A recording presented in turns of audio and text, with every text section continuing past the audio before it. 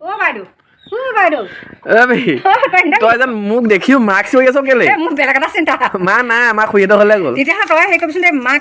কাইলৈ পেহীঘৰত সকাম পাতিছে বুলি কবি দেই অঁ অকণমান সোনকালে যাবলৈ কবি দেই কেলে সেই মই দিনতে সকাম আদায় কৰিব লাগিব ৰাতিলে সেই তোক মনত নাই নেকি বাৰু কি আছেনো ৰাতি নৰাতি পিছত ৰং চেনেলত যে ৰ'দ হৈ আহা না সেই চিৰিয়েলখন দিব ন তই ইমান পাহৰণে পা তই ইমান চিৰিয়েল চাবনি সেইখন এই তই মোক মাক দি দিবি দেই কবি আকৌ দেই 20 টকা দামলৈ গোটেই গাঁওখন সকাম মাতিবি নি তই তামোলৰ যিখন দাম সেইকাৰণে যেনে তেনে পাতিছো সকামটো তোৰ সিহঁতৰ ঘৰ নাই মতা কেলে কুটি থেপা যায় পাই নেকি তহঁতৰ আকৌ ভাল তহঁতি গোটেইখন নাযাওঁ তই ইনডাইৰেক্টলি মানে মই কি নাযাম মাৰ লগত তই বেলেগ মানুহ নাযাওঁ দে তই ইনডাইৰেক্টলি নালাগে বুলিয়ে ক'লি আৰু চাবি আৰু এটা কথা আকৌ দেই চিৰিয়েলখন চাবি আকৌ আৰু বোৱাৰীকো কবি কেইটা দিব ৰাতি 9:30 পৰা দেই 9:30 9:30 হ'ব দে চাম